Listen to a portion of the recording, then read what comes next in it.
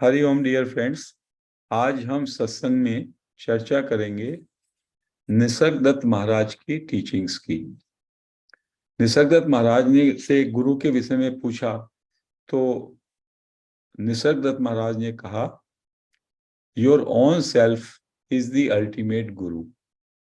आपका अपना जो सेल्फ है वही अल्टीमेट गुरु है, अल्टीमेट टीचर है। जिसको अल्टीमेट गुरु को उन्होंने दूसरा नाम दिया Sadhguru. So I am reading from his what he has spoken. Your own self is the ultimate teacher. आपका अपना सेल्फ ही अल्टीमेट टीचर या सदगुरु है। The outer teacher is merrily A milestone. जो बाहर का टीचर आपको मिलता है वो तो केवल एक कीर्तिमान है, एक माइलस्टोन है आपकी जर्नी में। It is only your inner teacher that will walk with you to the goal. ये आपका जो इनर सेल्फ है, इनर टीचर है, जो सेल्फ है, वो आपको फाइनली आपके गोल तक ले जाएगा। For he is the goal. वही गोल है, वही गोल की तरफ ले जाएगा और वही गोल है। ये निसर्गदत्त महाराज ने बोला।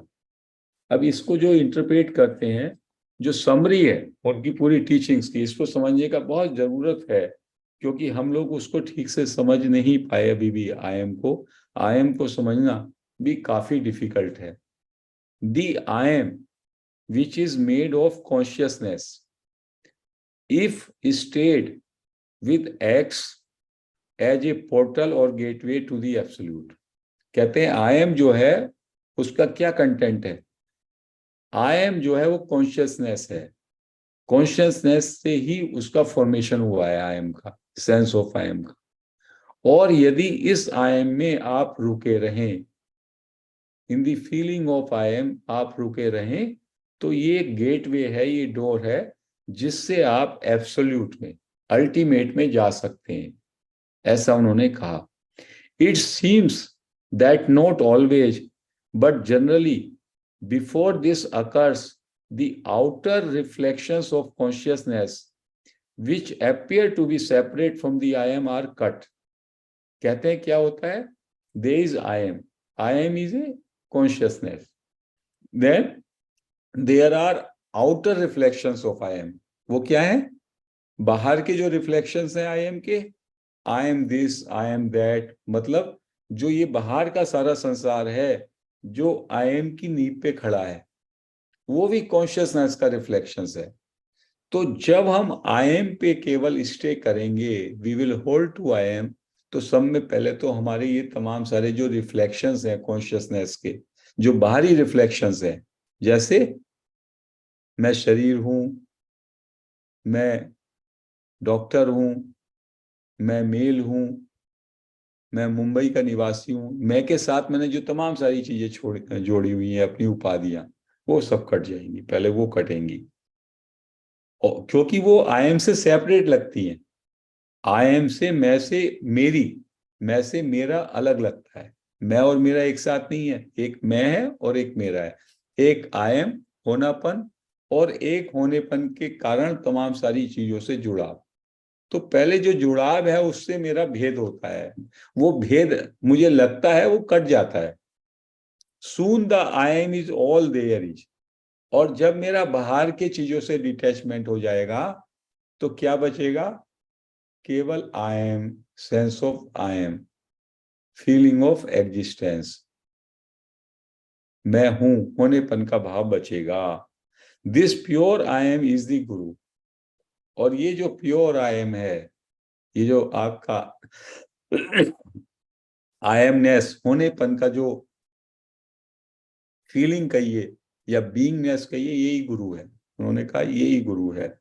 When you become the I am, it leads you beyond to the consciousness which the I am is made of. जब आप आई एम में बने रहते हैं, आई एम के साथ जो जुड़ाव था वो कट गया। वो क्या है, उसी से सारे थॉट्स, मेमोरी, परसेप्शंस, इमेजिनेशंस आते हैं, वो कट गया। सिंपली आपके अंदर हैपन का भाव है, बीइंगनेस, नोइंगनेस। तो धीमे धीमे जब ये गहराता है, ये गहराता है, तो इससे आप आई एम से भी बियॉन्ड चले जाते हैं। और वो क्या है, कॉन्शियसनेस। जिसका कि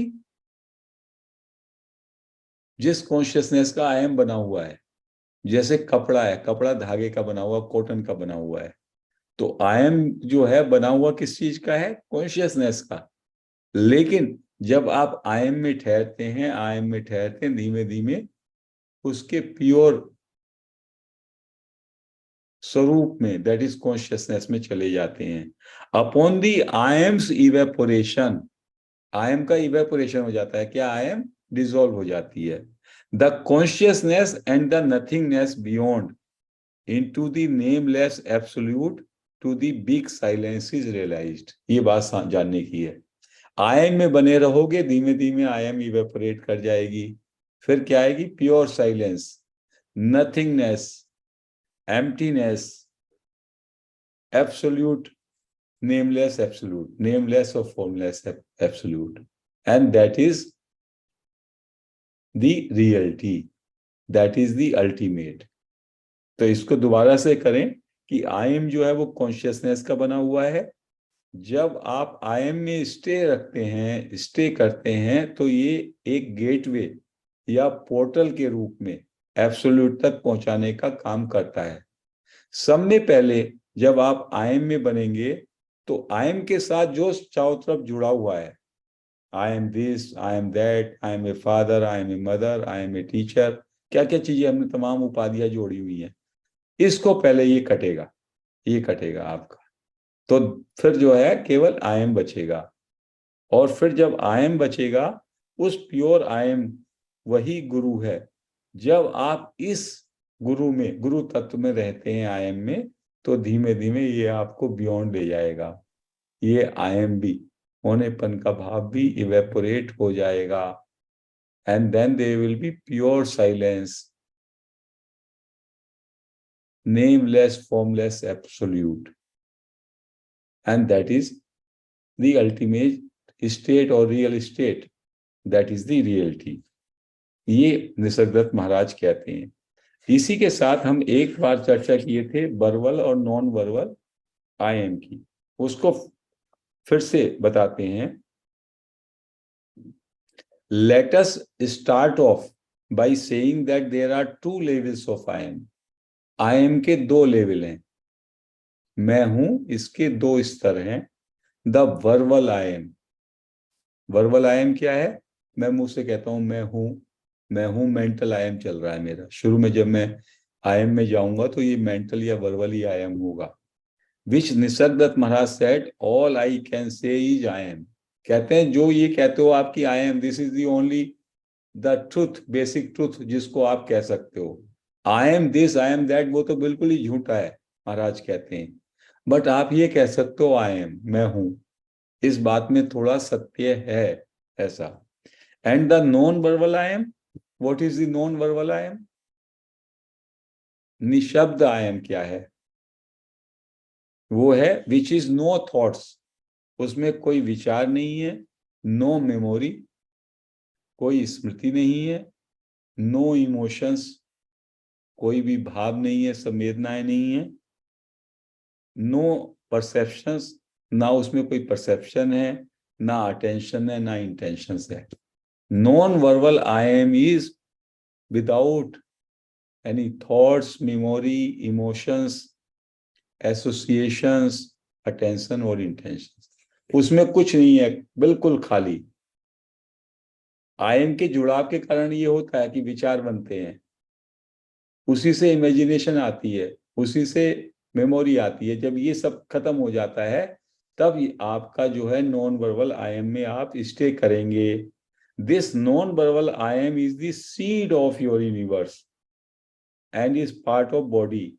no body, no I am. कहते हैं ये जो आई एम है, ये सीड है, इससे ही पूरा यूनिवर्स अराइज हो जाता है। जब मैं कहता हूं आई am this, I am that, I am के कारण ही पूरा यूनिवर्स उसके चारों तरफ कंस्ट्रक्ट हो जाता है। और I am, sense of I am जो है बॉडी में होता है। So long as you are in body, you have that I am. When there is no body, there is no I am also. उसके बाद क्या कहते हैं? Then there is a there is the beingness of pure consciousness, beingness है, pure consciousness उसको बोला, which is when the non-verbal I am evaporates and there is no longer an I am. I am जब evaporate हो जाएगा तो pure consciousness रहेगी, localise नहीं रहेगी। आई एम से वो लोकलाइज्ड है, आई एम से आपकी सेपरेट अभी भी कुछ इंडिविजुअलिटी, या you are a dot in the existence जब तक आई एम है। जब वो एवेपोरेट हो जाएगा प्योर कॉन्शियसनेस बची रहेगी। सो कहते हैं soon the awarer merges and there is only that one substance I am that. जब तक आप आई एम की फीलिंग में रहते हैं तो एक अवेयर करने वाला एक अवेयरनेस है, बट जब वो इवेपोरेट हो जाता है तो ओनली वन अवेयरनेस और I am that, that reality, only that reality remains. You could say it is beyond, but beyond implies a place or location. कहते हैं, हम कहते हैं ये बियॉन्ड है उस आई एम के, लेकिन वो भी सही नहीं है उसको कहना, क्योंकि बियॉन्ड का मतलब होता है किसी लोकेशन या किसी जगह के बियॉन्ड जाना। You could say it is unmanifest prior to manifest beingness और वन सब्सटेंस। आप इसको ये भी कह सकते हो कि ये जो मैनिफेस्टेशन से प्रायर की स्थिति है, but that implies a prior age in time. तो निसर्गदत्त महाराज कहते हैं वो भी गलत है बोलना, क्योंकि जब हम किसी चीज को प्रायर कहते हैं तो वो मतलब होता है it has a time relevance, और इसमें टाइम की कोई रेलिवेंस नहीं है। Just realise that whatever you say it is not. जो भी आप उसको नाम दोगे, जो भी उसको बताओगे, वो ये नहीं है। इसलिए उसको कहा है नेति नेति नेति। शास्त्रों में उसको कहा note this note this note this. तो एक सेज हुए हैं, एक मास्टर हुए हैं, वो ये कहते हैं whatever is coming to your mind, note this I am that, note this I am that, you practise it. Whatever comes in your mind, whatever comes in your thoughts, whatever comes in your memory, whatever comes in your imagination, सबको नकारते रहो, discard discard, I am not, I am that, I am he, I am that, not this not this। तो जब आप नकारते नकारते रहोगे तो आपका सफाई होने लगेगा। whatever is coming in your mind, keep on discarding it। so non-verbal I am will stay and that I am will also evaporate। अभी आई एम के साथ बहुत सारी चीजें जुड़ी हुई हैं। आई एम के साथ हमने बहुत सारे संबंध बना रखे हैं, बहुत सारी उपाधि हमारी हैं, वो आई एम के साथ जुड़ी हुई हैं। तो पहले उन उपाधियों को छोड़ के केवल आई एम में विश्राम करें, और जब आई एम में ठहराव होगा तो धीमे धीमे आई एम जो कि अभी वर्बल है वो नॉन वर्बल हो जाएगा। उस नॉन वर्बल आई एम में कोई विचार नहीं, कोई स्मृति नहीं, कोई भावनाएं नहीं, कोई दर्शन नहीं, और फिर वो अपने आप में धीमे धीमे इवेपोरेट करने लगेगा। बर्फ है, बर्फ का गोला धीमे धीमे पानी में परिवर्तित हो जाता है। बर्फ का गोला उसकी सेपरेट एंटिटी है, जैसे ही वो पानी बना पूरा ओशन बन गया। ऐसे ये आई एम जो अभी लोकलाइज्ड है, सेंस ऑफ बीइंग है, बट ये लोकलाइज्ड है, धीमे धीमे it will evaporate and it will lead to the absolute, the pure silence। तो ये प्रक्रिया निसर्गदत्त महाराज बताते हैं। इसमें हमको क्या करना है, पहले मेंटल लेवल पे, शाब्दिक स्तर पे आई एम में रहें, फिर धीमे धीमे नॉन वर्बल स्तर पे हम आई एम पे रहेंगे, उसको कॉग्नाइज करने लगेंगे, और बीच बीच में साइलेंस के माध्यम से हम उसमें आई एम में ठहरें।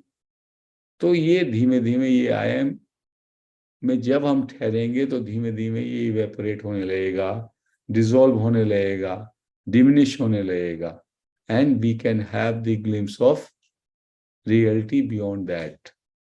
That is very nicely described in these paras by Nisargadatta Maharaj.